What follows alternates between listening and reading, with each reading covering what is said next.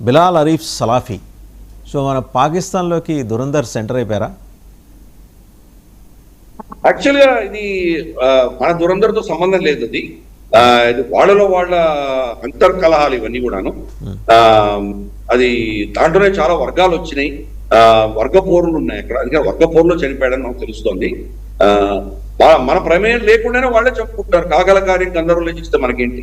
So అందుకని ఆ పరిస్థితిలో అతను చనిపోయాడు. కానీ అది మన రా ఏజెంట్స్ కో వాళ్ళకు అప్పచెప్పాల్సిన అవసరం లేదు. అది అక్కడ మనం అఫ్కోర్స్ దాని వెనకాల ప్రేరణ మనం ఉండొచ్చు, దాన్ని మనం ఏం కాదనిలేమో, మనకు తెలియదు, ఇన్ఫర్మేషన్ కూడా తెలియదు. ఎందుకంటే ఇతను లష్కర్ ఎ తోయిబా చీఫ్ కి మన హఫీజ్ సయీద్కి right hand, and he was the mastermind behind this Pahalgam attacks. వాళ్ళకి ట్రైన్ చేసి అక్కడికి పంపించడం, అండ్ ఒక మెంటర్, వీళ్ళు వచ్చిన ఉగ్రవాదులందరికీ ఇతను mentor.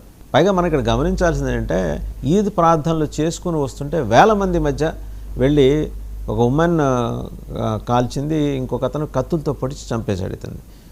But they could escape conveniently. అంతమంది మధ్యలోంచి కూడా వెళ్ళిపోయారు. టాప్ కమాండర్స్ ఉన్నారు మళ్ళీ అక్కడే, ఎవరు కాకలు తీరిన వాళ్ళు, ఉగ్రవాద యూనివర్సిటీలకి ప్రొఫెసర్ లాంటి వాళ్ళు ఉన్నారు. వాళ్ళందరినీ తప్పించుకున్న ఇద్దరు బయటకు వచ్చారంటే సామాన్యమైన ఆపరేషన్ కాదనేది అర్థమవుతుంది. ఇలాంటి వాళ్ళు ఈ మధ్యకాలంలో ఒక 14